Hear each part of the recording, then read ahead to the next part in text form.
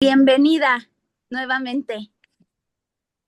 Muchas gracias, qué linda Angie, gracias, muy feliz de estar con ustedes. Pues nosotras más, la verdad es que este libro de pronunciar esos nombres, como hice en la reseña, a mí en lo personal me sacudió, pero yo quisiera dar paso a Laura y a Dani para que ellas te pregunten y obviamente pues te comenten qué les pareció este libro, que te puedo decir que es entrañable pero crudo, alegre pero tormentoso. Entonces pues vamos a dar paso. Laura, adelante y luego Dani. Gracias.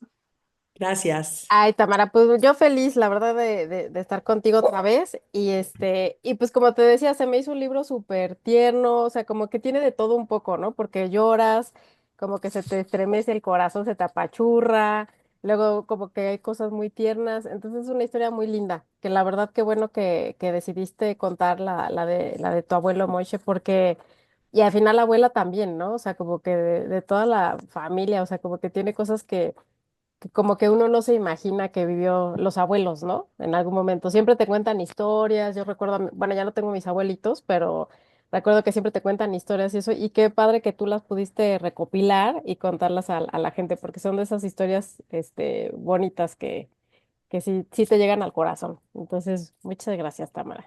Gracias, Laura. Sí, ¿sabes qué? Que la verdad es que cuando yo lo empecé a hacer, pues bueno, empecé a escribirlo normal y luego me di cuenta la importancia, o sea, luego me di cuenta la importancia para mí de recopilar esta historia y de conocer quiénes eran los papás de mis abuelos y los abuelos de mis abuelos. Cuando la estaba yo escribiendo nació mi nieta Ujú. y cuando estaba yo escribiéndola dije, wow, esta niña jamás va a saber quiénes son Moishe y Ana, ¿no? O sea, ya está demasiado lejos, además pues es hija de mi hija, entonces ella lleva el apellido paterno, entonces dije, esto se va, nunca va a saber y es su sangre y ella está aquí y está viva gracias a que ellos se atrevieron. Entonces sí creo que es importantísimo, pues ahora sí que investigar, entrevistar, platicar. Cuando platico con jóvenes de esta novela, he estado en varias universidades y me encanta decirles, por favor, vayan con sus abuelos, siéntense y pregunten, porque son sus raíces finalmente, ¿no? Y sin esas raíces pues, no sabemos de dónde venimos. Y luego hacemos cosas, reaccionamos de cierta manera, todo lo que, incluso enfermedades de pronto que tenemos, que no sabemos de dónde, pues es ahí, ¿no? A la vuelta de la esquina. Sí, la verdad, súper, súper tierna y además toda la investigación que hiciste, porque normalmente los abuelos siempre te van contando como de a pedacitos, ¿no? De cachitos. Sí, Entonces, de repente, o sea, sí te diste la tarea como de ir como hilando cada cosa, cada, su tiempo, o sea, me encantó, la verdad, me gustó muchísimo tu libro. Muchas gracias, Tamara. Un segundo libro tuyo que me gusta muchísimo. me da muchísimo gusto porque sí, el segundo libro creo que es más difícil que el primero porque, Ujú. ¿no? Sobre todo si al primero le va bien, eso Sí, me di cuenta después. sí. Cuando al primero le va bien, el segundo te mueres de susto de decir, híjole, ¿ahora qué va a pasar? No, Pero, no. pero Sí la rompiste, como decimos acá. Sí, Muchas gracias, pues Tamara. ya con eso, gracias, qué linda. Dani. Hola Tamara, buenos días. Pues yo siento que ya tenemos historia contigo porque pues leímos tu libro de Nadie nos vio partir, que también nos hiciste el favor de estar con nosotras. Te conocí en Mexicali, Sí, me firmaste ese libro, entonces también fue un gustazo. Y ahora este nuevo libro que como tú dices, a pesar de traer el estándar bien alto, pues no te quedaste para nada abajo, está pues muy bien documentado, fluye mucho, como dice Angie, con emociones de arriba abajo, de pues verdades muy tristes, muy crudas, dedicado tu primer libro, pues yo creo con un compromiso con tus hijos de que se supiera qué pasó y ahora enseñándonos cuál fue la historia de tu familia, de dónde vienes, como tú dices, enfermedades, temperamentos, actitudes, o sea, de dónde lo traemos, ¿no? Somos un resultado de muchas historias, de muchas personas, y me encantó cómo lo hiciste. Muchas felicidades. muchísimas gracias, qué linda, pues un honor de verdad estar con ustedes y qué lindas, gracias. No, pues mil gracias, Dani, gracias. Si quieren hacer preguntas, chicas, díganme y hacemos ahí el espacio. Bueno, yo quisiera preguntarte, Tamara, ¿es complicado de repente, como tú decías al principio de esta charla, el de repente terminar de armar la foto, porque te sentaste con tus abuelos, con tu abuelo, y pues él contaba por extractos, ¿no? Pero ¿cómo fue el proceso de documentación? Porque tú vas creando a lo largo de décadas esta viñeta de sucesos que van corriendo al paralelo de la historia mundial y que de repente nos revelas cosas que a mí, la verdad, a mí me encanta la Segunda Guerra Mundial en cuestión de historia y nunca se habla de lo que pasa en Ucrania y es un tema tan vigente, tristemente actual. Entonces, ¿cómo le hiciste para empezar a pegar esos pedazos de historias e irte a la fuente y nos recreaste ahora sí que la vivencia de tus abuelos y de un montón de personas que estaban alrededor? Mil gracias. Sí, es exacto lo que dices. Fíjate que, o sea, yo entrevistaba a mis abuelos para saber sus historias, ¿no? Y ahí las tenía, las de mi abuela grabadas en unos cassettes que luego perdí, pero bueno, me acordaba, las de mi abuelo en el corazón, y ahí estaban. Y yo les había prometido a ellos contar sus historias de una forma u otra. Cuando escribí Nadie nos vio partir, empecé con, bueno, realmente yo empecé contando la historia desde que se casan mis papás y luego dije, ¿sabes qué? Voy a contar, voy a meter la historia de mis abuelos por dos razones. Una, porque sentía que era importante que se supiera de dónde venían estas familias, por qué esta lucha de poder, cómo ellos llegaron sin nada y entonces subieron, ¿no? En los estratos de la comunidad y entonces el ego pues era muy poderoso en ese momento. Y entonces dije, voy a contar esa historia y ya con eso cumplo la promesa además de contar sus historias. Lo hice así y luego mi editora me dijo, Tamara, nos están pidiendo mucho los lectores que cuentes más de la historia de los abuelos. Se quedaron como picados de saber más de la historia de los abuelos. Y dije, a ver, voy a tratar a ver qué pasa. Y entonces justo hice lo que tú dices, empecé a investigar, o sea, me acordaba yo de sus cosas, entonces iba yo acordándome de sus sucesos y me empecé a meter en la historia universal.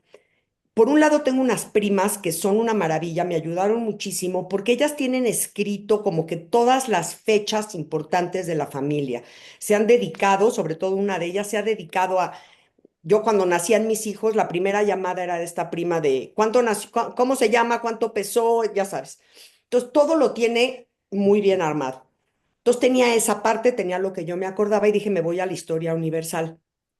Empiezo a investigar los sucesos de toda la primera mitad del siglo XX y me empiezo a dar cuenta que todos son estadísticas, ¿no? Hablan de 6 millones de muertos acá, 2 millones Ujú, acá, sobrevivieron no sé cuántos miles, y como sabía la historia de mis abuelos y de su familia, decía, es que cada uno de esos números es un ser humano ujú. con una mirada, con una añoranza, con un miedo, con un deseo de futuro que se le trunca. Tendría que cada uno tener su novela.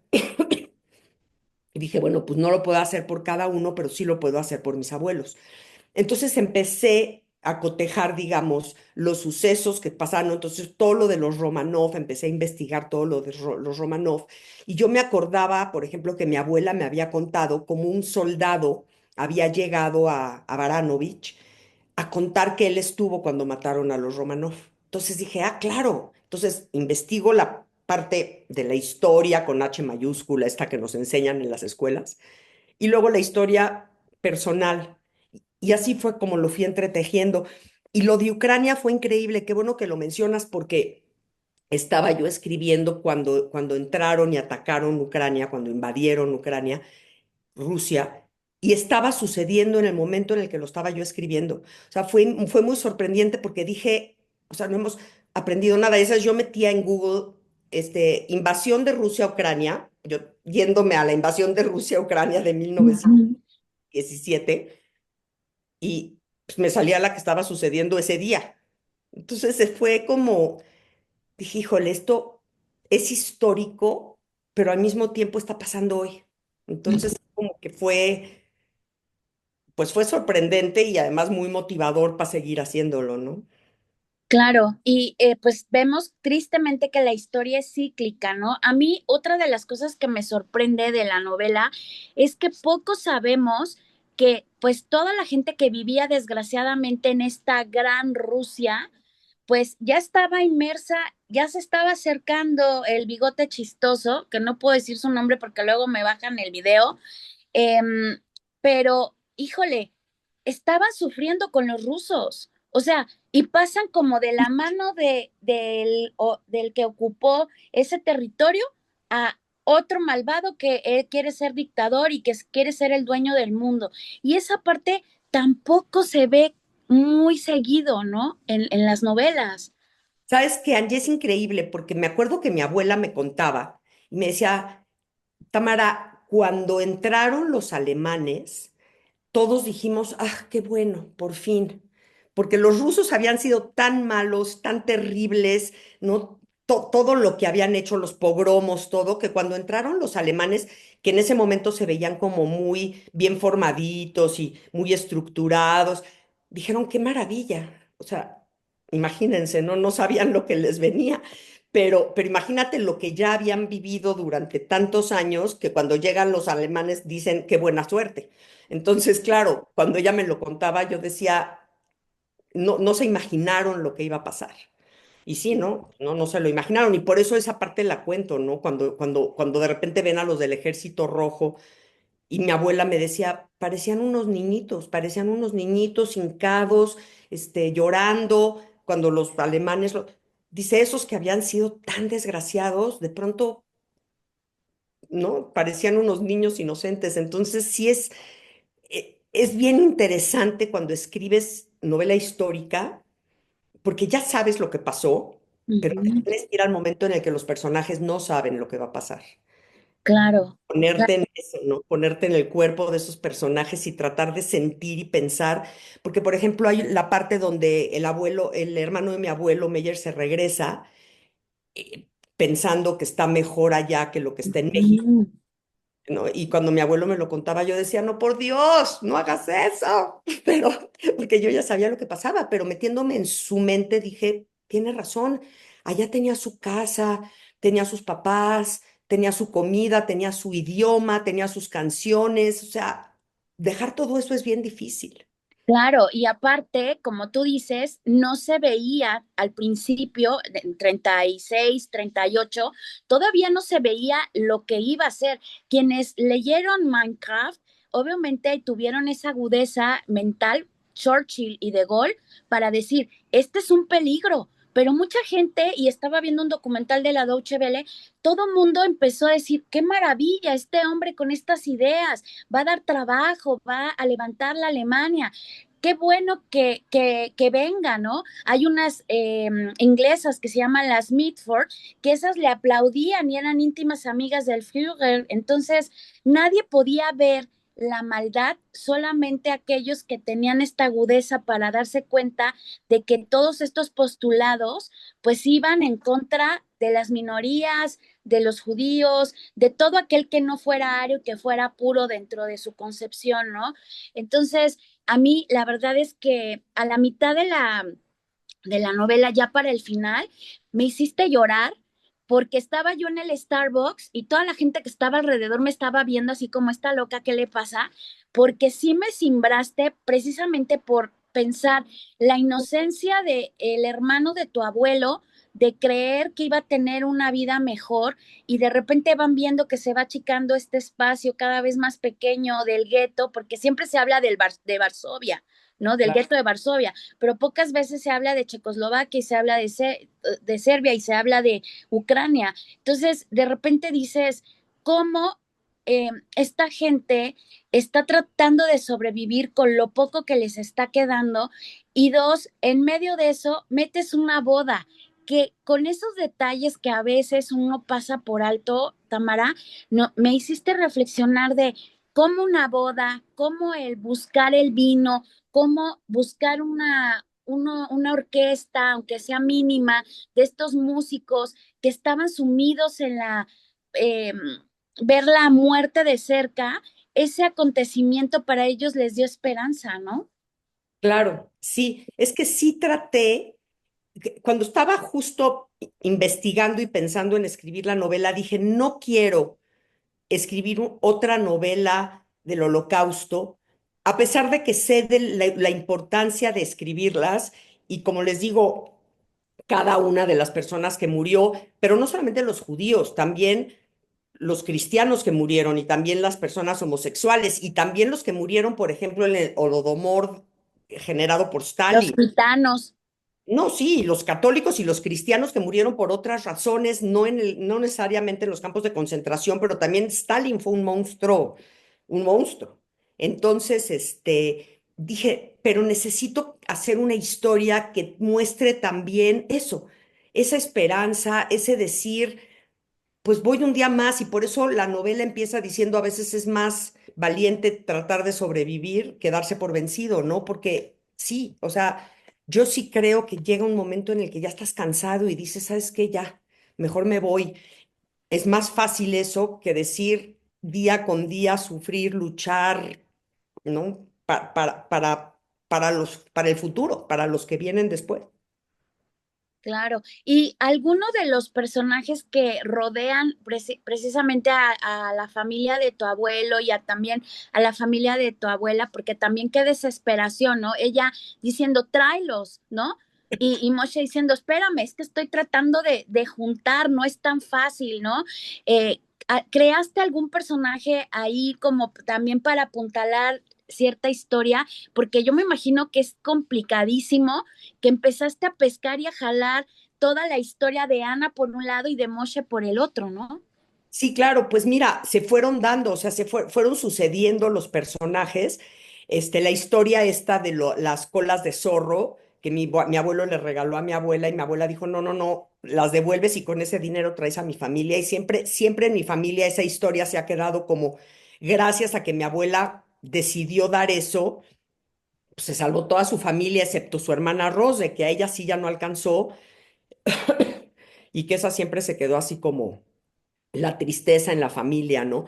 Pero los personajes se fueron sucediendo como se suceden en nuestras vidas, ¿no? De pronto necesitas algo y aparece el personaje que te lo puede dar o que te puede guiar por dónde. Y así iban sucediendo, porque así como existían todas estas personas, y voy a poner malas entrecomillado, porque realmente, o sea, yo me pongo a pensar ¿por qué de pronto? Porque como tú dices, ya existía Mein Kampf, ya se sabía quién era este hombre. Ya en 1933, cuando se hizo canciller, ya había dado los discursos. Él nunca mintió, él nunca dijo nada que no fuera lo que él estaba decidido a hacer.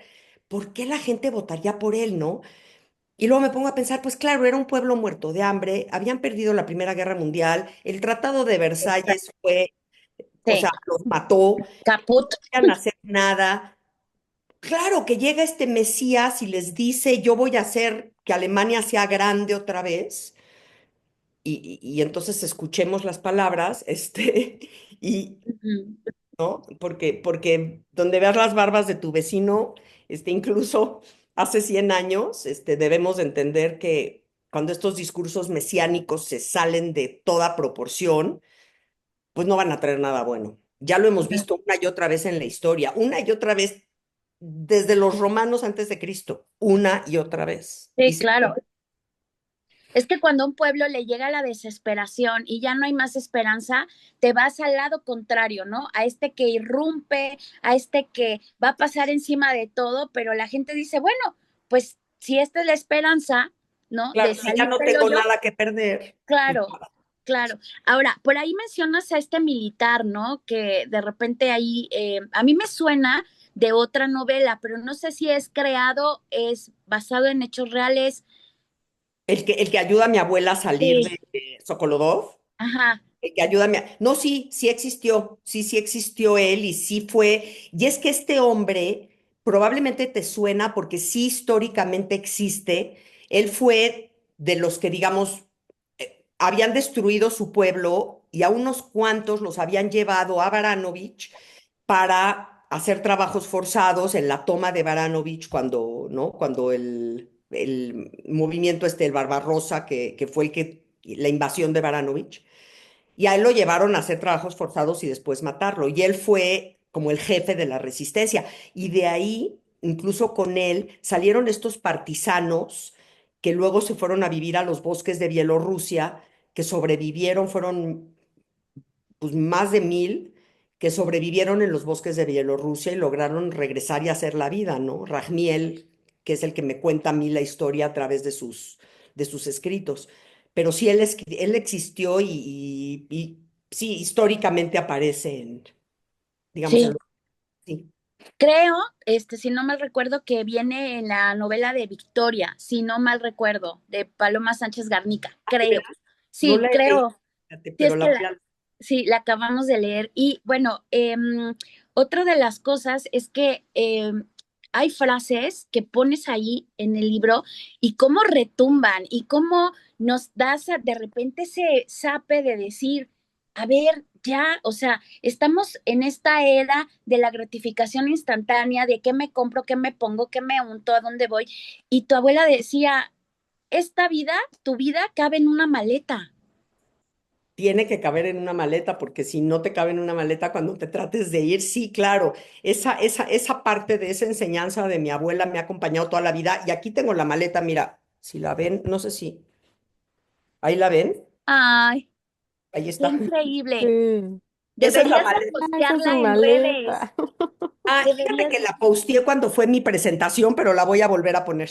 Qué buena, es una buena idea, la voy a volver a poner con la frase de mi abuela. Sí, es una maleta, digo, se está cayendo a cachos porque estaba metida en una como bodeguita que era muy húmeda, pero para mí es una enseñanza que cada vez que digo, no, es que volteo a ver la maleta, ¿no? Y digo, acuérdate que a veces la vida entera tiene que caber en esa maleta y entonces te vuelves a centrar y dices, gracias, gracias, gracias por donde estoy, por lo que soy, por lo que tengo.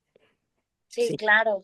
No, la verdad es que qué novela y como dice Dani, no decepciona, al contrario, Tamara, creo que pusiste tú solita tu vara un poco más alto en esta segunda novela y yo la verdad es que en mis lives de TikTok he tratado de hablar un poco del contexto de lo que trata la novela y pues para que más gente la lea, porque sí es necesario en estos tiempos en los que si echamos una mirada, Europa está en los mismos momentos de aguas, hagan su kit, probablemente haya conflicto, estamos viendo a una Rusia que no quiere perder y que trae el sueño guajiro de recobrar lo que era la Rusia, de las Rusias, de las grandes Rusias. Entonces, Ucrania obviamente pues está entre azul y buenas noches con Zelensky. Entonces, creo que por muchas razones la novela es muy actual en todos los sentidos, el amor filial, el amor hacia la patria, la cuestión de perder esta noción de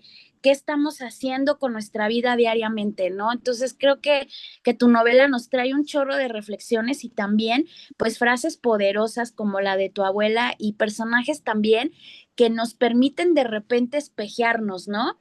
¿Qué estoy haciendo en el día a día? ¿Qué estoy dejando de vivir momentos que igual y no son de fotografía, ¿no? El hecho de recordar a los abuelos, de haber platicado con ellos, de contar sus historias, de estar cerca de los padres cuando ya van envejeciendo y también ir entendiendo pues cómo va progresando la vida, cosas que nos enseñas de repente, ¿no? Con esta gente que se va a los bosques y que también con el nacimiento de un bebé que pues podría verse como un problema, cómo también darle perspectiva a las cosas, híjole, ¿no? Te cambia el chip. Y bueno, Laura y Dani, no sé si quieran hacer alguna pregunta, chicas. Sí, yo tengo dos, Tamara. Claro. Una es, ¿cuál es el pedacito de historia que te contó tu abuelo Moshe, que es tu favorita? Esa es una pregunta, que realmente fue lo que, o sea, como que es de esas historias que te llenan el corazón. ¿Cuál es? Pues mira, toda la historia de Herschel, su hermano chiquito, porque no la conocía yo, esa no la sabíamos. Y cuando me la contó mi abuelo, con todo este dolor y me enseñó, ¿no? El medalloncito que él hizo, pues fue muy impresionante, fue muy impactante saber qué pasó. Y hay una parte en la novela donde cuento cómo muere Herschel, ¿no? La bayoneta y entonces cae y escurre la sangre y él ve la sangre escurrir. Y entonces me dijo mi editora cuando leyó la novela la primera vez, me dijo, Tamara, eso tú no lo puedes saber y tampoco lo podía saber tu abuelo. Él cómo sabe que escurrió la sangre y que la vio. Y entonces puse la frase que dice, que mi abuelo dice, eso no lo puedo saber y sin embargo lo sé. Porque le dije a mi editora, no, no sé, no lo podía saber, pero así me lo contó porque por alguna razón sintió que lo sabía, ¿no? Y entonces me encanta a mí esa parte que es un poco mágica de las historias en donde los personajes nos cuentan cosas a los escritores que los personajes quieren que sean dichas. Es algo muy curioso porque parece que no puede ser, pero es. Sí, no, no, me encantó. Además, también de historia, o sea, aprendí mucho porque de verdad, o sea, como dice Angie, hay cosas de Rusia y eso que pues uno no sabe, está como, o sea, te enteras un poco por lo de cuando vas a la escuela y que lees un poco después y todo, pero aprendes de todo. Entonces es una novela como muy inspiradora, a mí me encantó. Y quiero preguntarte, por ahí también vi que tu hijo es escritor, ¿no? Entonces ya vi que es como de herencia. Mira, esta es la novela de mi hijo. Sí. Ah, súper bien. Sí, siento la furia bostezar. Sí, o sea, mi hijo, bueno, mi hijo es un lector impresionante y es filósofo, estudió filosofía en Boston. Es un Es brillante, brillantísimo. Como le dije, híjole, estoy feliz de ya haber publicado antes que tú porque me vas a rebasar por la derecha, nadie me va a pasar. Pero por lo menos tenemos apellidos distintos, entonces, bueno, pero sí es un gran escritor, gran escritor. Y estar Sí, ahorita compartiendo porque las dos novelas salieron con una semana de diferencia casualmente. Entonces, sí.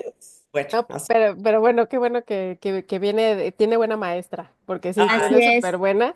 Y ahora sí que también esperamos ahí, o tu otro libro, porque este ya no lo devoramos. Entonces, qué linda. ya nos vas a decir luego qué viene.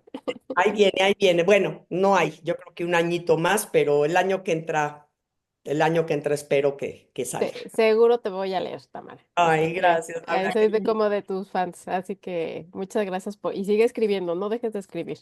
No puedo dejar de escribir, adoro escribir, entonces sí. Gracias. Muchas gracias. Gracias, Lau. Dani. Sí, yo quiero referirme a tu abuelo, que esa parte donde no pudo ir a Estados Unidos, pero llegó a México. Entonces es algo así como que si se te cierra una puerta, pues va a haber otro lugar, ¿no? Y es un poco sentirme orgullosa que México haya recibido a muchas personas en ese tiempo, ¿no? Tanto pues a ustedes, a personas como tu abuelo, que a lo mejor con permisos, con trabas, con extorsiones, con lo que hubiera sido, ¿no? En ese tiempo a veces tan actual, ¿no? Como seguimos diciendo que sigue pasando, ¿no? Esas trabas, esos documentos, esas preferencias a veces, pero ¿cómo se sentía tu abuelo respecto a México? Mi abuelo adoraba México y lo cuento un poco, ¿no? En la historia. Él, Ujú. cuando llegó a México, bueno, agradeció muchísimo, agradeció que luego pudo empezar a trabajar, pudo empezar a generar abundancia, pudo traer a sus familiares de ambos lados, o sea, los de mi abuela y él. Y la historia de que la primera vez que probó un helado que él le decía de gabnábana, porque no sabía decir guanábana, me dijo, Tamara, esto es el paraíso. Cuando vio el primer puesto de naranjas, ¿no? Donde vendían 100 naranjas por $1 y a donde él vivía en Ucrania no había manera de tener una naranja a menos que te estuvieras muriendo. Todas esas cosas y el hecho de que México, como dices, haya recibido con los brazos abiertos, respetando religión, creencias, formas de ser, color de piel. México dijo, abro mis puertas y vengan. Y la verdad es que eso es de los únicos países que lo hizo. Entonces, no, vivió agradecido y adorando México hasta el último día de su vida y nos los transmitió a nosotros y yo se lo transmití a mis hijos y toda mi familia somos mexicanos así de hueso colorado. Ujú. Sí, que también eso me hizo pensar cuando escribes que tu abuela regresó a su país, a donde ella quiso entrar, donde, a sus paredes, a su casa donde ella vivió, y esa negativa de que una gente que ocupaba su casa tan hostil, tan diferente, ¿no? A los sentimientos que ellos lograron generar acá en libertad, ¿no? En una manera diferente de vivir, a todo eso que se quedó allá en su tierra. Y cuando mencionas que al regresar tu abuela, ¿no? Se sintió en casa. Es como cuando viajas y sí, ves bonito todo, pero ese sentimiento de sentirlo su hogar México también me movió mucho. Ay, qué linda, Dani. Sí, sí, sí, sí. Creo que se le fortaleció el amor por México cuando dijo, este es mi hogar ya, ¿no? Aquí, de aquí soy. Y para nosotros, pues sí, todas nuestras raíces. Y te digo que mi nieta ahora también mexicana, entonces, sí. Y eso también que iban a Veracruz a recibirlos, ¿no? Porque pues qué difícil es llegar a un país donde no hablas tu idioma ni sabes por dónde empezar. Es, no sé, esa alegría que han de haber sentido tus abuelos al tener algún soporte en cuanto llegaban, ¿verdad? Claro, sí, eso fue increíble de parte de la comunidad judía, la verdad, que a todos los iban y los recibían y les daban una casa y les daban comida y les daban trabajo de entrada. Y eso fue maravilloso para la comunidad judía mexicana. Yo creo que por eso la comunidad judía floreció tanto, Ujú. porque pues, no es lo mismo llegar sin tener idea de nada que de repente llegar y ya tener pues un poquito la mesa puesta, ¿no? Aunque sea para empezar. Sí, y qué piensas ahora con la revolución, con Ucrania, todas esas personas que tuvieron que salir, que, como tú dices, la maleta me sorprendió, pensé que era un poquito más grande de la de tu abuela, y yo dije, bueno, pues sí, le caben varias cosas, pero viéndola en realidad es muy, muy limitado, ¿no? Lo que tienes que llevar. Claro. Entonces, qué piensas? ¿Qué pudiera ser uno? ¿Qué se está haciendo con respecto a esas personas que tienen que seguir saliendo con su maleta, especialmente de Ucrania? Es terrible, es terrible. Y de todos lados, todos los que están de Sudamérica llegando a México y los mexicanos que se están yendo a Estados Unidos, yo creo que todos los exiliados forzosos, es un dolor terrible y eso es parte de lo que quisiera yo que mi novela enseñe un poco, ¿no? O sea, ser un migrante no nada más es dejar tu dinero o tu casa, es dejar a las tumbas de tus muertos, es dejar tus canciones, es dejar tu comida, es dejar tus raíces. Es un miedo y un dolor terrible de no saber si vas a tener un lugar a donde vivir y florecer. Entonces, creo que tenemos que tener al menos la conciencia de pensar lo mismo. Cada uno de esos migrantes no es un número, es un ser humano. Y ayudar pues como podamos. Cada quien verá por dónde y se nos irán presentando oportunidades, pero por lo pronto mirarlos, ¿no? Al menos, no son una masa amorfa que están ahí migrando, son seres humanos, niños, mujeres, hombres, pues muy derrotados, porque para cuando ya te sales es que ya estás muy derrotado. Sí, claro, ya no hay esperanza. Pues muchas gracias, Dani, gracias por tus preguntas. Y bueno, pues estamos llegando al final de esta charla. Tamara, mil felicidades por esta novela, pronunciaré sus nombres. Y bueno, pues te queremos agradecer que siempre nos brindes este espacio para poder platicar de tus novelas. Y bueno, pues vamos a poder ver este cierre de manera completa en nuestro canal de YouTube y extractos en todas nuestras redes sociales. Mil gracias y felicidades. Gracias a ustedes, que tengan muy lindo fin de semana. Igual, Gracias. Gracias, un abrazo. Muchas Gracias. gracias. Bye. Bye. Bye. bye.